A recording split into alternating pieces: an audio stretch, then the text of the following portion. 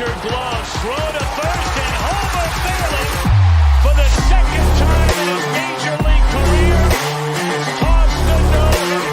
Oh, are you kidding me?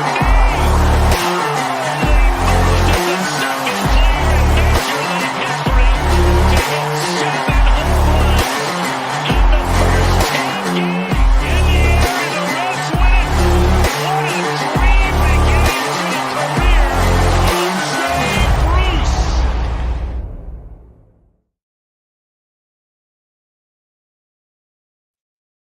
All right. Hey, what's going on? Welcome to Chatterbox Reds here on a Monday night. Got my guy Elijah Evans as the winter meetings are kind of in full, kind of getting going. We're hoping getting going. I know a lot of people probably watching the football game right now, but wanted to do some talking because the winter meetings are going on, and at least have also something for the podcast feed tomorrow. But Elijah Evans of justbaseball.com, kind enough to join us again. We had Elijah on at the draft time, gave us some really good insight into Rhett Lauder, and there were some rumors today about Dylan Cease. We'll get to that in a minute, and maybe the Reds maybe be interested. So that's why I really wanted to bring Elijah on, because he's got a good pulse on that. Elijah, what's going on, my man? What's going on, Nick? Thanks for having me, man. It's good to be here. It's good to talk some Reds, some baseball. I think everybody's kind of on the edge of their seat right now, just waiting for something, kind of one of the needles to drop. I think it's really going to come down to the way I see it. I think it's going to be Ohtani that kind of just gets everything rolling. I think everybody's sort of just waiting out this market. It's this weird, Nola signed, and we saw a few other things of somewhat interest, but of all the big names, right? I think it just comes down to when that ball gets rolling, it's going to happen and it's going to keep moving. But right now I'm just, I'm ready to see where everything takes us this offseason, because there's a lot of names out there on whether it's free agency or the trade market, that are going to switch teams and move around. And it's just a matter of time before it starts happening. Yeah, absolutely. We kind of got a little bit of it last night with the Braves and the Mariners trade, although that was kind of a different trade, not one that we were expecting. Different motivation, I think, for that one. But before we get too far, I need to upgrade the graphic in the top corner. Make sure we put DSC. We are sponsored by Betfred, but DSC is the official sponsor of Just Chatterbox Red. DSC, of course, that's Deep South Commodities. They're a leader in renewable commodities for biofuel production, specializing in used cooking oil collection, aggregation, and sales. Visit www.deepsouthcommodities.com for more information. Thanks, as always, to our friends at DSC. And Elijah, I couldn't even find the ad read. It is all up here. How about that? I guess you got it locked. I've done it so many times I don't even need it. I didn't know if I knew it or not. I was like, I'm just going to go for it. We'll see what happens. So shout out DSC. You are embedded in my head. Hopefully you'll be embedded in everyone else's here watching. But Elijah, let's talk before we get to Cease and the Reds. The Reds did make two signings. I want to get your kind of thoughts on those two. Let's start with Nick Martinez, guy that the Reds could either use as a starter or as a reliever. What'd you think about this move for the Reds? Yeah, no, I love the Martinez move. Honestly, I think it's a situation where the Reds need pitching. Everybody knows they need pitching. The lineup looks really strong. It's going to continue to get better, right? But you need some stability. I think that rotation, right? It's you're relying on a lot of young guys. You've got a lot of fresh arms who probably, there's injury risk there with Dolo and Hunter Green a little bit, and there's also that, just you don't know what's going to happen with young players at this point in their career, especially a guy like Abbott who looked great. Could he regress a little this year? Yes. Could any of these pitchers have, big steps forward? For sure. But getting a guy like Martinez, who has been consistently stable and good for the Padres the last few years, he has versatility in that he's comfortable starting, he's comfortable relieving. It's just a good add all around. I think it could look like a overpay if he ends up being more of a reliever than a starter. I think if he stays in that rotation, you're looking at really good value for Martinez. If he ends up relieving more, there's a world where it seems like an overpay, but right, it's a 2-year deal. It's not. I really don't mind a slight overpay for 2 years of a guy who you can use in different spots. You're getting a consistent veteran presence. I think he's going to be great for just the energy of the pitching staff. And I think overall it's a good ad, and it was good to the Reds got ahead of the market, right? There's going to be a lot of these solid, starters. I don't think in terms of free agents that the Reds are going to be in the market for a Yamamoto or a Snell, right? So there's a lot of guys in that range of back end starters, and Martinez comes with that flexibility where he could be a solid reliever if that ends up being the situation for him. Yeah, and he's also got to opt out after year one, getting paid a little more in the first year. So there's a good chance this is a 1-year deal. And if so, hopefully he does well enough. And thank you for your services. And we'll Yep. just sign someone else again next year. I mean, I think that's nothing wrong with that. Emilio Pagan, this was a really, Martinez was not a surprising signing just in terms of kind of fit exactly what the Reds were looking for. Reds last year didn't have a reliever making more than a $1.75, less than $2 million. Sign a reliever for $8 million was kind of a surprise, but I don't know. I liked what I saw from Pagan. Definitely seems like he has some upside, but definitely some concerns also with his some of his previous fly ball rates before last year, and is he able to repeat that? What's your thoughts on this one?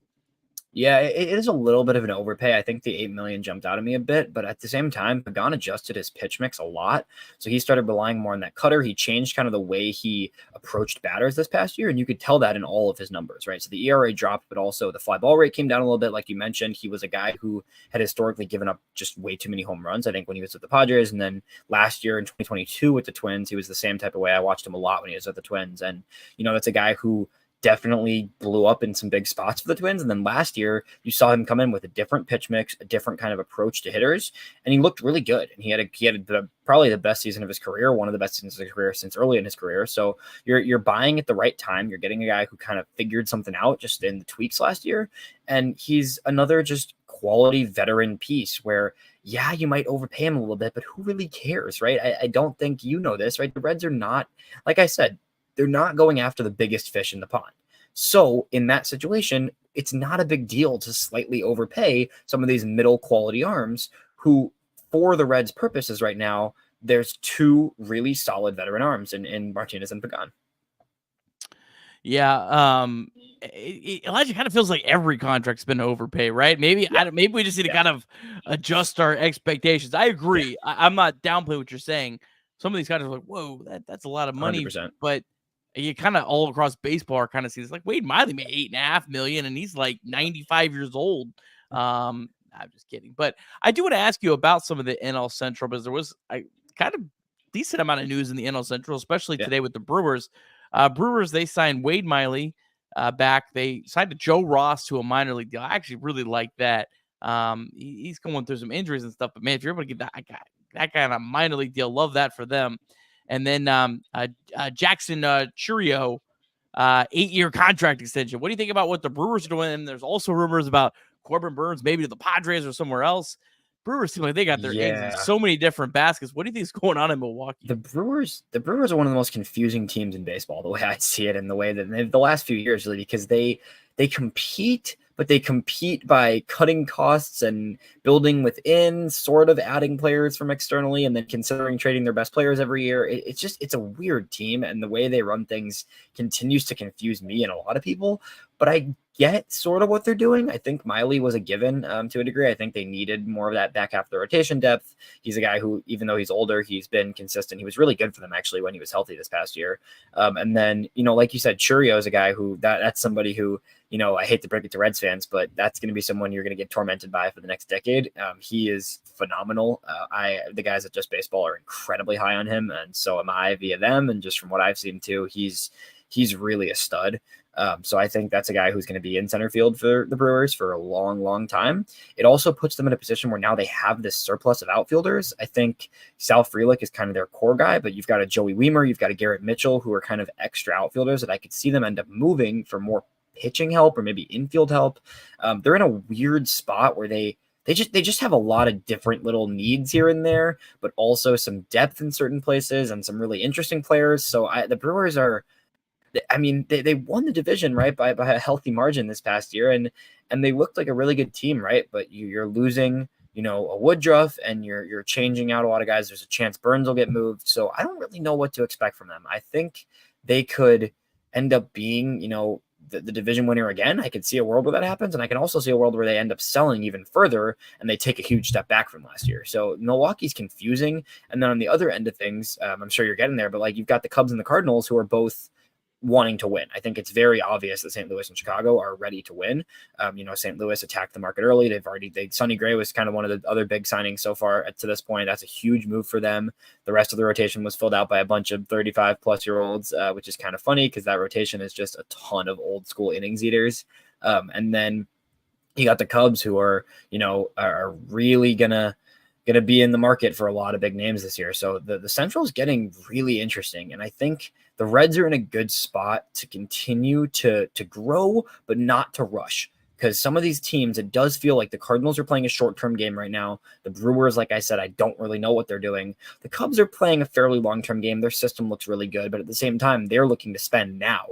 The Reds are in a good position, in my opinion, where I know people want to see winning right now. I know Reds fans want to see that immediately, but they also have a really good system. They have time. They don't need to rush this competition window because they're going to be good for a while. There's no reason to try and rush for 2024. You can take steps to winning, but you can also understand the status of the division where the Reds are set up to be really good for a while, as opposed to some of these other teams that aren't necessarily set up as good for the future. I know you didn't even ask half of that, but I just went with it. My man, I love it. I love it. You always give me more than I could ever ask for, and I appreciate that. Well, you talked about rushing winning. You obviously, the reason we brought you on specifically was because Reds linked to Dylan Cease, at least as one of the teams in the sweepstakes, whatever. You are a guy who follows the White Sox closely. You write about White Sox prospects, which, you would know what their, maybe needs and stuff are. And we'll get to that in a second. But when you talk about rushing, what do you think went wrong with the White Sox? Man. Because, I mean, you made the playoffs in 2020, was looking like you were on a good trajectory. Do you think it was bad luck, mistakes, a combination of both? What do you think, it was? And is there anything that the Reds specifically, who are kind of sort of in that trajectory, what they could learn from with a team like the White Sox? Yeah.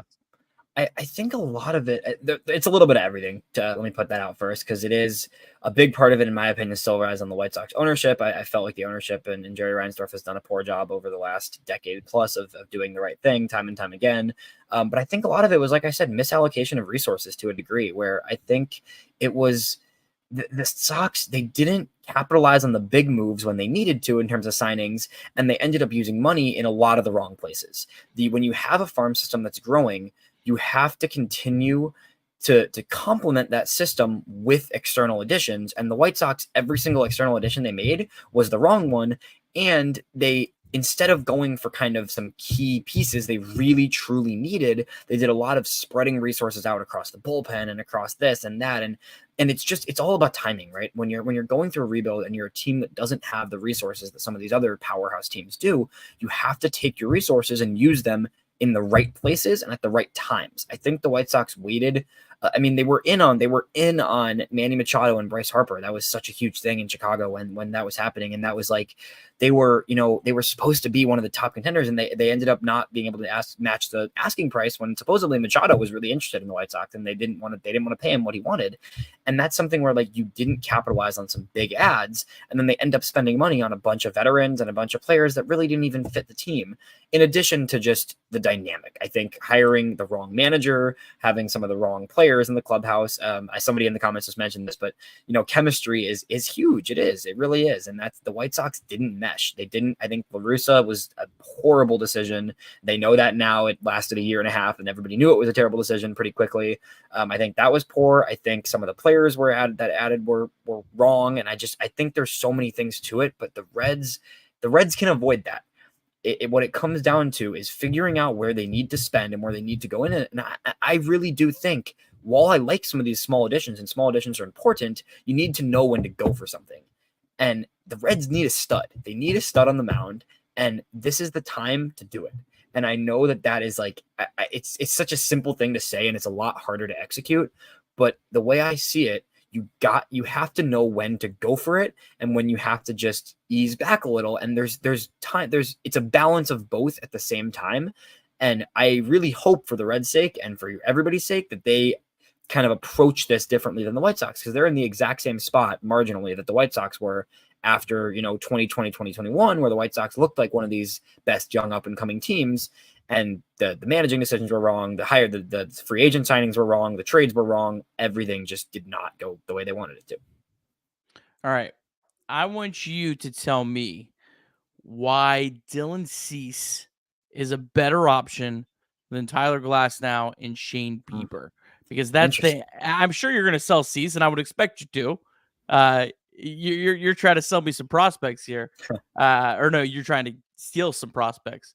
I said that wrong. But no, I want to know what do you think makes Cease, because it's pretty clear Cease is valued more across baseball, and part of that's that extra year. That's a huge part of this, right? But just maybe even more so in general, maybe even if it was a 1 year, why is Cease a good option for the Reds, or really any team that's trying to contend?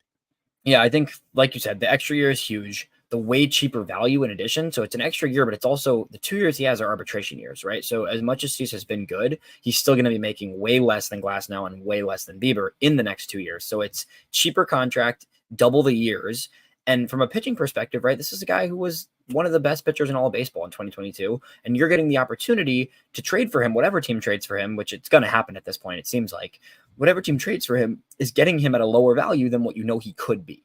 I'm not saying Cease is going to be a perennial Cy Young contender. I think he has natural variability to his pitching that isn't going to make him quite his 2022 self every single year. But with that said, you're getting that type of upside without having to pay as much as that value, right? Because if the Sox traded him after 2022, after he was the Cy Young runner-up to a historic Justin Verlander season, right? Cease would have been, this past year, Cease would have been the American League Cy Young, right? So this is a guy who was truly one of the best pitchers in baseball, and you're getting him at a somewhat discounted value, but it's not.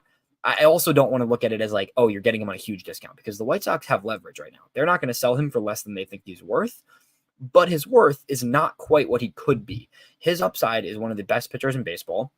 His upside is a guy who has a ridiculously good fastball slider combo. He has some of the best whiff rates in baseball. He looked better down the stretch than he did during most of the year. So this is a guy, and on top of that, right, he's an innings eater. See, I want to say he has, I think it's like third or fourth most innings in the American League over the last 2 years. I remember seeing something about this recently. But that's a funny comment. It's a funny comment. But he pitches. He makes every single start. He made over 30 starts the last 2 seasons each year for the White Sox, right? And like I said with the Reds, there's a lot of variability in that rotation. And I think, yes, Cease's on-mound performance has some different levels to it. His command is still the thing that is holding him back from really being an every year stud. But he's going to get you innings. He's going to churn out at bats. He's going to work. He's just going to be a solid dude to have in your rotation, with the upside of a perennial ace. So I think he's somewhere in between last year and 2022 in all reality, right? I don't think he's a guy who you're expecting. I don't think he's a 2.27 ERA like he was in 2022, but I also think he's a lot better than his 4.6 from this past year, right? I think he's a low to mid 3s ERA guy with a ton of strikeouts who's going to walk a few too many people every single year. That's just the reality. He'll probably give up a few big bombs here and there, but he's going to get you a start every 5th day, and he's going to be good, and he has the upside in any given day to turn in a gem, right? This is a guy you want pitching in a playoff game, and yes, it could mean he blows up, but there's also going to be games wherever he goes. There's going to be games in Dylan Cease's career where he walks into a playoff game and he throws a 7-inning, 11 strikeout shutout, because he has that level to him. So I think there's a lot of different things to consider for the Reds. A team like the Dodgers could just go for it and not care with that variability. I think the Reds are going to be cautious with a pitcher who has that kind of range and outcomes. But if you can get him at a little bit of a lower rate than you'd be able to get this caliber pitcher in some situations, I think it's worth a try. I think it's the same thing with Baltimore. Baltimore's got so much prospects. Cincinnati, the Reds have a great system. They really do. And it's difficult. But I do think this is a situation where if you can find a price that makes sense, and everybody's asking about prospects, we're about to get to that. But I think at the right price, it could make a lot of sense for both sides. Yeah. All right. So just in general, maybe not necessarily players yet. And then I had someone who actually asked us on Twitter, so we'll give them the actual first dibs of a deal. And would you take it if you have a deal for Elijah in the chat, let us know and we'll run it by him and Yeah. see what he thinks he can put on his White Sox GM hat. But what specifically do you think the White Sox are looking for? And I guess just go ahead and get it out of the way. Why are the White Sox not interested in Jonathan India?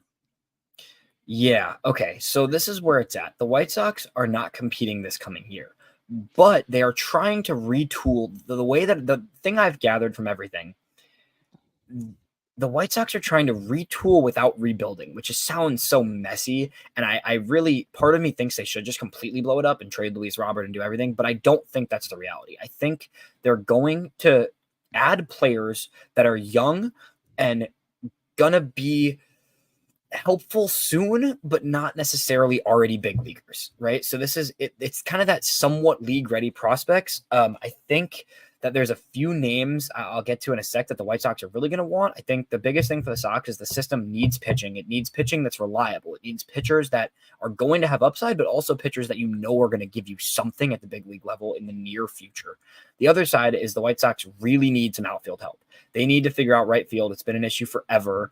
There's going to have to be whatever deal this ceases, in my opinion, is going to come with at least an option for right field in the near future. It doesn't have to be the headliner of the deal, but there has to be some sort of outfield option.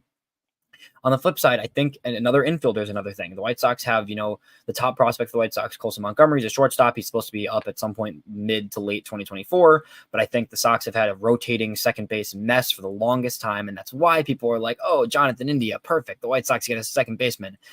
I have no interest in Jonathan India. I'm going to be perfectly honest with all of you. I hate to break your spirits. I know he's a big fan favorite for the Reds. His numbers outside of a Great American are just terrible. I think in general, he's a pretty poor defender, all things considered.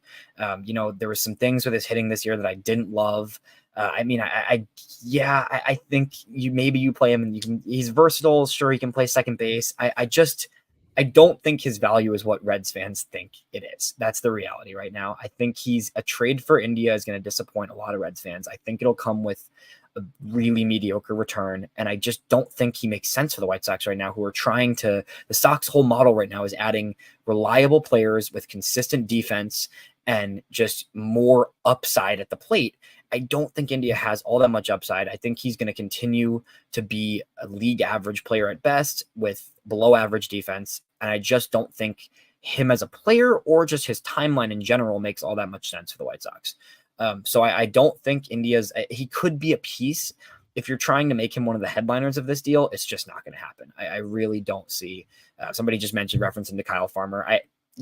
Maybe a little bit better of a Kyle Farmer. I know that sounds brutal, but I don't know. I can't see India being all that interesting to the White Sox. And what it comes down to, I know, again, something else Red fans are not going to want to hear. The White Sox first ask immediately. I mean, coming after my hair, really? I don't know about that one, but that's all in good fun. Alex, no, I know. I'm just messing.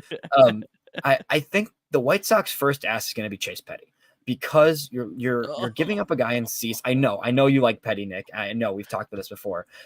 The White Sox are giving up a guy who's there. He's there. Cease is the only pitcher on the White Sox right now. Literally the only starting pitcher on the White Sox roster right now. So you're giving up a guy and not only needing pitching depth, but a guy with upside and a level of reliability. I think Petty, yes, he's dealt with the injuries and stuff. I think he has the ability to be a stud, which is what the White Sox are going to be trying to find in these trades, but he also has a base level floor where I think he's at the very least a major league starter. I think he's the exact type of player the White Sox want in this type of deal. In addition, I think it's gonna, so I'm seeing some of these things in the chat, and I don't think any of these are getting it done, guys. I think it comes down to a Petty. I know Louder would be great, but I don't think the Reds are going to trade Louder. So I think it comes down. I think Phillips at this point is interesting, but with the command issues for him, I think he's a little bit lower. The reliever risk there is a little bit more apparent than with Petty. I think it's definitely one of those two. I think Petty Petty would for sure be the choice of the White Sox out of those two, but I think Phillips and Petty, one of those has to be included in this deal.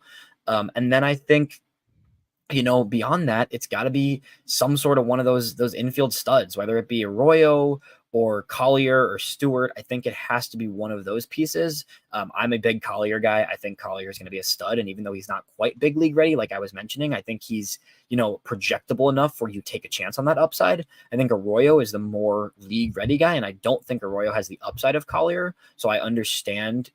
I would be okay with Arroyo from the White Sox perspective because the defense is great. The hit tool is continuing to get better. And that's a guy who you could see being the second baseman of the future in Chicago by 2025, right? That's when the White Sox are trying to look at contending again. And I don't think Arroyo, I don't think he's that far off of being, a year to 2 years out of a big league player. So I think Petty, one of those Arroyo, Collier, Stewart category guys. And then I would love to get back a Reese Hines in this deal just because I think the White Sox need possible options in right field, and Hines is a guy who you could at least try. I think he's going to continue to be a guy who has that power, but the swing and miss might hold him back from being an everyday big leaguer. But I think the White Sox, even a Blake Dunn too, I wouldn't mind a Blake Dunn. I think just a high floor outfielder who could at least be able to help at the big try him at the big league level in 2024 would also be a great deal. So I mean, there's a lot of options within the Reds system, and I think there's really a lot. There's many different packages that would work because the Reds system is actually pretty comparable with what the White Sox want. In comparison to a lot of other teams, I think only the Orioles are really the better fit than the Reds in terms of pure prospect fit. But with that said, I don't know if the Reds are going to be willing to budge on some of these big guys. I think they really like Petty and they want to wait it out with him. And I also think they're going to be pretty hesitant to move any of that Arroyo, Collier, Stewart group just because of the upside and the depth they have. But at the same time, right, the Reds infield, correct me if I'm wrong, Nick, is the Reds current infield, could that be the infield for the next decade? I think it could be. I think CES, McLean, Ellie, and Noelvi could that be the next decade in the infield? God, I hope so. Right. And then honestly, even if you trade Collier, you still have Sal Stewart that I think is flying through the system that could be played. Even if you traded Collier and Arroyo in a deal for this, you still have Sal Stewart that could absolutely be your third baseman. Carlos Jorge too. Carlos Jorge is a solid piece. I know there's some other guys too. Sephora, a lot of people like. So there's a lot of infield depth within that system. So I think it's hard. I get it. It's tricky. It's hard to kind of pull that trigger and to be okay moving these guys because the Reds have done such an excellent job building this depth of this system. But I don't think it really hurts the system that much. I think parting with one or two of those infield guys and one pitcher, I think if the concern is giving up too much pitching depth, I get that because I know the Reds want to keep their depth with the pitching. But if you can get away with one of those arms and a few other, infielders, maybe one of the outfielders, whatever, it doesn't hurt the Reds system that much. And it sets them up to have a guy at the top of their rotation for 2 years who could really be a stud. Yeah, so a couple points here. First, India. There was a lot of news. There was news today on India. I'm not going to get too far into the weeds on this today because I think it was a conversation that'll probably be a little bit more, I don't know, interesting to kind of have when me and Trace are on next together. But Mark Sheldon reported that Nick Krall said he has no desire to deal Jonathan India. Krall did talk to India over the weekend about playing first base and DH. So just me reading between the lines here. Reds wanted to trade Jonathan India. Reds weren't getting the offers back. They didn't want to even entertain the idea of him moving positions until they couldn't get it. And that's why they're doing this now. But when Mark Sheldon reports something, love Mark Sheldon, but it's literally directly coming from the Reds. This is the Reds MLB.com reporter. Yeah. So me reading between the lines makes me think, I think Jonathan India is staying and the Reds are going to be DHing him, playing first base, maybe even the outfield, something like that. So I don't think India's moving. When I read that, I could be wrong. Right. Could be Krall trying to, drum up a market, but that seems there. I like that you mentioned Reese Hines. I think Reese Hines would be the perfect fit in this type of move. Now, obviously not as a centerpiece, not suggesting that, but he is a guy that just had to get added to the 40-man, probably not ready to be put on a major league roster right now. So, the Reds are going to be maybe a team that's going to have to be careful about having too many 40-man spots where the White Sox don't have to worry about that as much with kind of where they're at. I also wonder here, Elijah. I always thought that Cease was going to be too expensive for the Reds, and the Reds would never give up enough Yeah, prospects for it. I almost wonder if the Reds, because they were linked to trying for Glasnow and Bieber, I almost wonder if they were inquiring about those guys, and the prices were so exorbitant on those guys for 1-year rentals that they're like, well, why the hell are we just not going for the guy that's 2 years if we're going to have exactly. to And cheaper. if we're going to have to give up players that really, really hurt. At Yeah. least let's get a guy with 2 years. That's maybe kind of what's going on here. And maybe, it's all a game here. And the Like, thing is, you're not even having to part with any of those big league guys, right? Like the White Sox are not going to try and I really do believe the Reds have plenty of talent to not even have to touch the major league core right now and still be able to get a deal like this done, right? Like it's not it's hard to justify, but there's a lot of teams and players that would want or garner, a Noel V. Marte or be asking for a Noel V. Marte in a trade, right? The White Sox aren't going to do that, I don't think. I think the White Sox are prepared for a pure prospect package of guys that have not debuted and might not even debut this year, frankly. If you can get away with a deal that doesn't hurt your current roster and you add an ace to the fold, I'm looking at a rotation with Cease, Hunter Green, Nick Lodolo, and I'm feeling pretty good about that. I know they've all of them have had their ups and downs, but I think that's a piece that really strings that rotation together. And if you can do it multiple years of control and not even give up any of the major league current guys, you're in a good spot. I mean, I don't know. It's just it's a tricky spot. I get it. It's hard to kind of make that move and that nudge, but the Reds could come out with an offer and they could make this deal happen. I really do think so. Unless it's the only holdup there is the Orioles, because at any moment the Orioles could just put their offer on the table and could get Cease like that because they have an insane system. And just like, I mean, they could just say like, fine, White Sox, take this, this, and this, and the deal would literally be done in an instant. Other than the Orioles, and I think the Orioles are still balking on it because they could have got this deal done already if they really, really wanted to, and if they were really willing to part with some guys. So I think other than that, the Reds have probably just as good of an offer as anybody else that's in this sweepstakes for Cease, right? So it just comes down to how deeply you value certain prospects, which ones you're really able to kind of, to be okay parting with. So the way I look at it, I'll flip it to you on this one, Nick. Would you do right now if the option was Chase Petty, Edwin Arroyo, Reese Hines, and a throw-in of some sort, not a top prospect, like a flyer 19-year-old type piece? Would you do that deal? It's not easy. It's hard. That's a hard one. I would try to swap out Chase Petty for Graham Ashcraft. That's interesting. Huh. If you're getting a major league starter, I'm not opposed to trading. I think that keeps your system more balanced. I think Petty has far more upside than Ashcraft. I think maybe you're selling high on Ashcraft. Ashcraft obviously is a legitimate bona fide big league starter. You said you're looking for pieces that are yeah. He still has 5 years of control, so it's a lot of 5 years of control. 5 years of control is interesting there. I mean, that's interesting. I think the White Sox would still rather have Petty in that deal. Oh, I'm sure.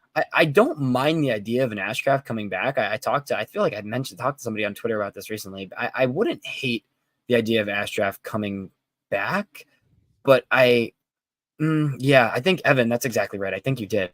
I don't know. That's an interesting one to think about.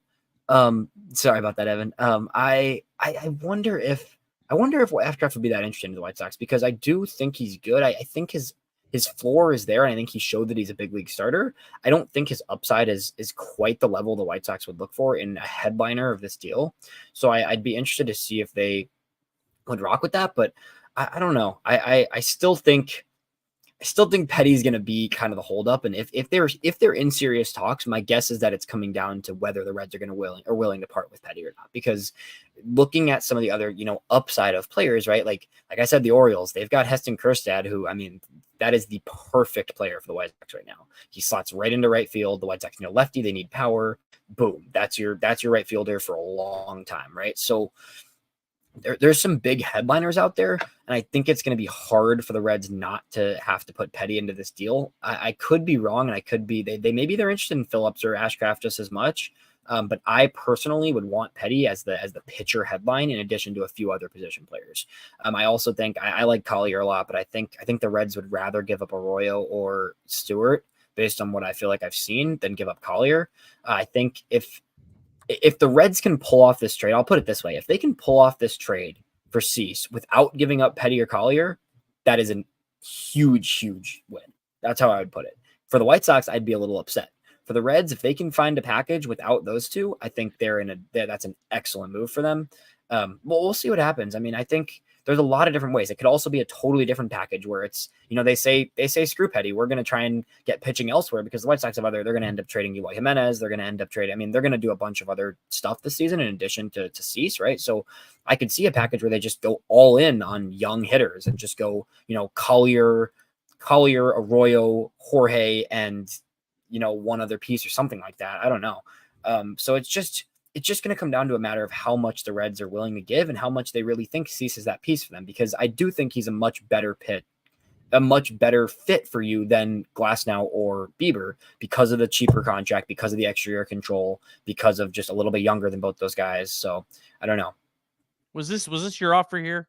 Yeah, I was gonna say I there's a few like low level DSL guys that I think are fun too, but that generally speaking, that is a general offer that I think would make some sense. I think the White Sox get a pitcher that's up projectable. They get a projectable second baseman, shortstop, second baseman, whichever, middle infielder, right? And they get a guy who they can try out in right field and see if it works. I don't think Hines is the long-term like stud in right field, but he could be a big leaguer this year for the White Sox. So yeah, I think you'd have a fourth player in there. Yeah, probably maybe, a throw-in. Yeah. Maybe not even a throw-in, maybe a buy low, maybe an Austin Hendrick.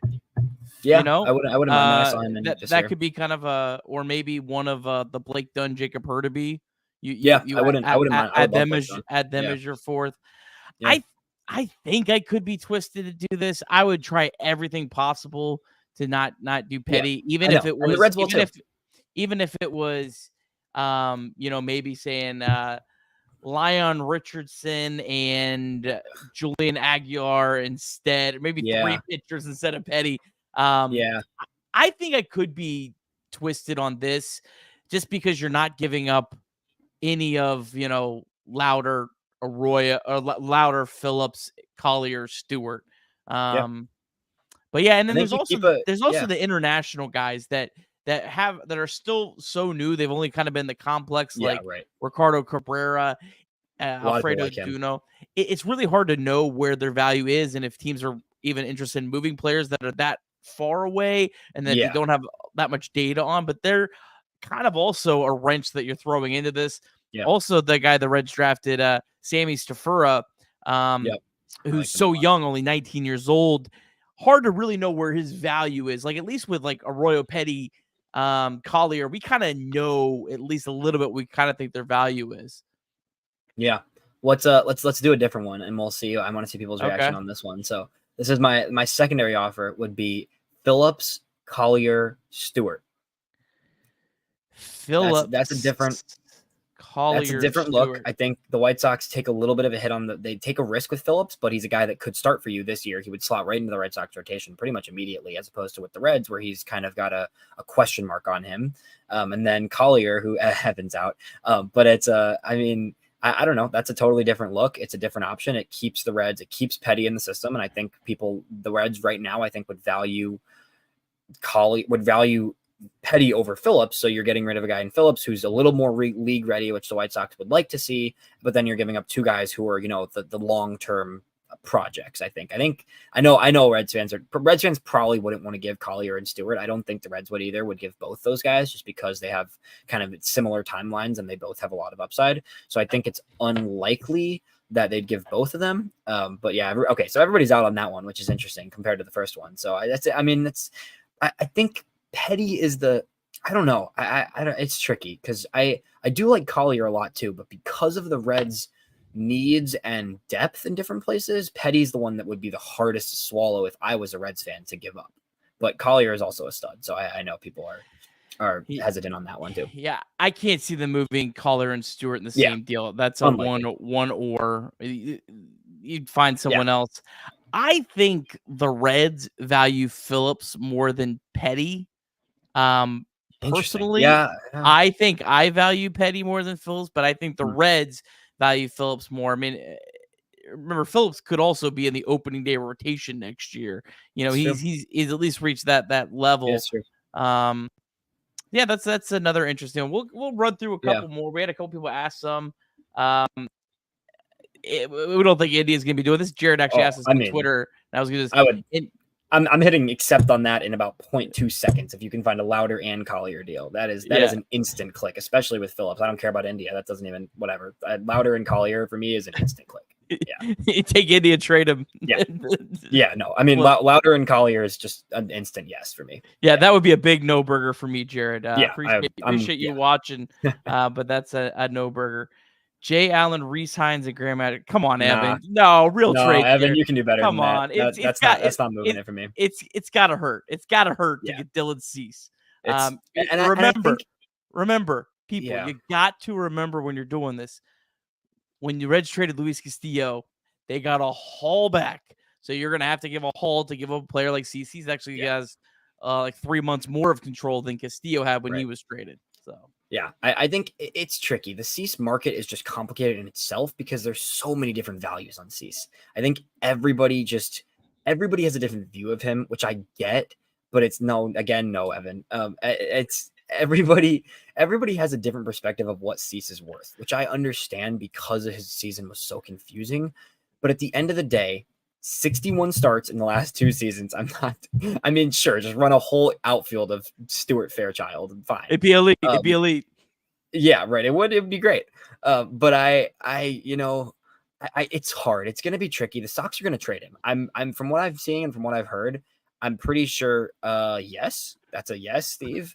That is a big yes from me on CES and Lodolo. But they're going to move him. It's just going to come down to which team is going to finally say, yes, we'll give X guy. I think it's really just a matter of what that headliner looks like. Because I think whether it's the Orioles, the Reds, the Dodgers, whatever it looks like, that's an interesting one, actually. Stewart, Hines.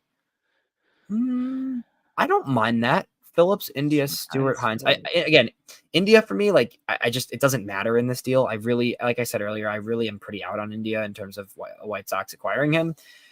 Stewart, I like. Phillips, I like. Hines, I think that's pretty close in terms of value. If you take out India and give me another prospect in that, I think I would maybe consider that because I do like Stewart a lot. I think he still gets underrated within the system. So that's an interesting one for sure. But I mean, Royal Richardson. I don't love Richardson. I'm not a big Richardson guy. I think he's all right. I don't think he's all that projectable.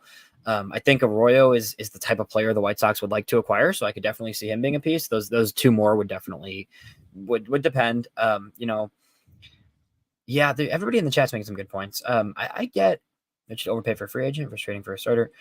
Yeah, I see it, but I also see Cease being better than any person the Reds could realistically get in free agency, and that's that thing you have to wait to kind of balance that out, right? Because I don't think there's anybody the Reds could realistically sign that's going to give you more than Dylan Cease could give you.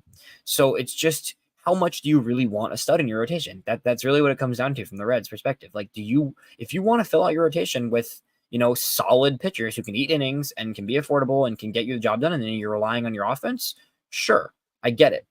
But if you want a guy who could potentially take your Cease is better than Michael Wacha. This is ridiculous. But I think they troll us. I know they're just I know they're having fun. It's hilarious, honestly. But I think he is the best pitcher the Reds could realistically acquire.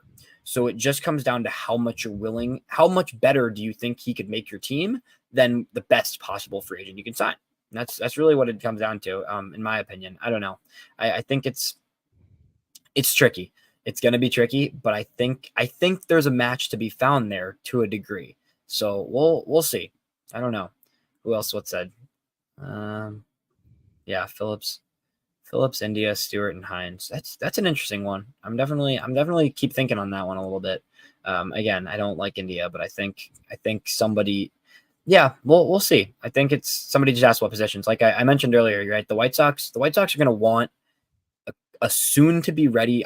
Whatever trade this is, it's gonna involve at least one starting pitcher, at least a somewhat soon right field, outfield, corner outfield option, and an infielder, likely a middle infielder, ideally. The White Sox are pretty set. I mean, they've got a lot of other depth spots. I think they found their catcher of the future, hopefully, in Edgar Caro. They've got pretty solid depth in the corners. I think, center field, Luis Robert, obviously. So I think it comes down to right field, middle infield, and starting pitching, and just as much pitching as possible, frankly, within the system is needed. So,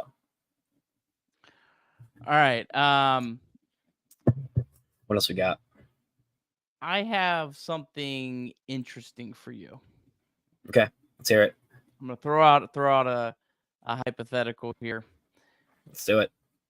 Ashcraft, Arroyo, and Collier for Cease and Andrew Vaughn. I was liking the beginning of that. Ashcraft, what was it? Ashcraft, Collier, and Arroyo?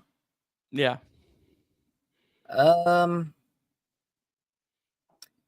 Probably a no.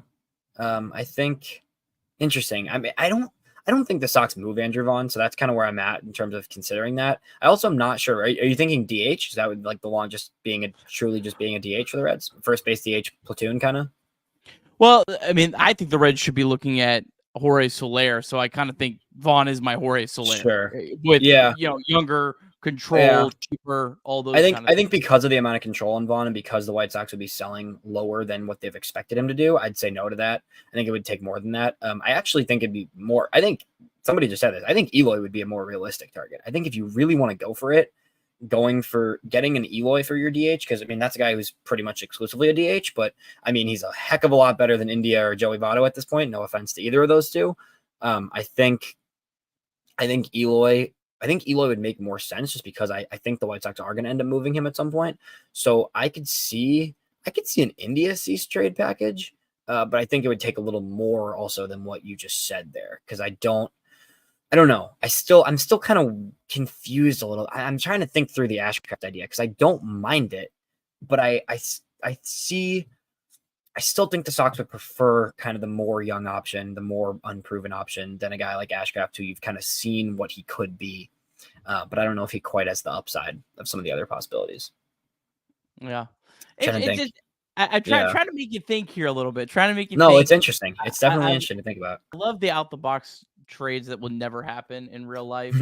That's my specialty. But yeah, this is just fun. We're having a good time. Yeah, the fact that I got you saying no and I got Reds fans saying no makes me think I might have hit something on the head here, because if everyone's saying no, then I'm right in the middle. No, I'm just kidding. Right. I know nothing. No, it's it's interesting to think about. I think it's possible. I really do. Well, there's been a lot of Braves rumors. I don't think the Braves are going to pony up enough. I don't think they have enough for Cease. Do they have anything left? They do, but they would have to trade like their 4 top prospects, and I just don't think they're going to end up doing that. So I really think it's if the Orioles want to make it happen, they will make it happen.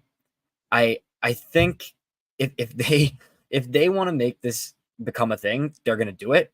And beyond that, the Dodgers could just pony up and give the amount of quantity to the White Sox that they want. I think the Dodgers could just give a package of 5 guys and the White Sox wouldn't be able to say no because of just so much possibility of upside. But behind that, I think the Reds are in that top 3. I don't think there's another team aside from the Orioles and Dodgers who could put together a better deal than the Reds based on everything we've been talking about. So it's a real possibility. And I think if it's not Cease, there's a lot of other options out there. And the Reds just, it comes down to, tell me Brandon Williamson, because I don't mind Brandon Williamson. I don't think he's great, but I think he's at least a solid depth starter. I think he's a guy that belongs at a major league level. I just saw that in the comments. But I think the Reds are going to find a way to add a pitcher. They're going to find a way to make it happen. I really do believe that they're going to get it done. It's just a matter of how much they're willing to spend and how much they're willing to give up in a hypothetical trade, because I think they're going to find a better pitcher on the trade market than they would be able to sign in the starting market and the free agency. So yeah, we'll see what happens. I don't know. Do you have any guys that you, aside from Cease, is there anybody you would really want that you think is realistic?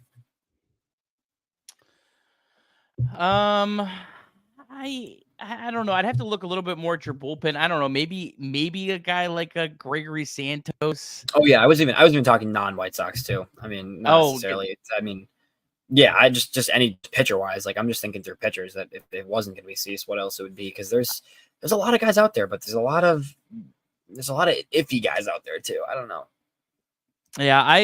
I honestly, I still personally, I'd rather the Reds go the free agent route and Yeah, just go, get a guy like Walker or something like that.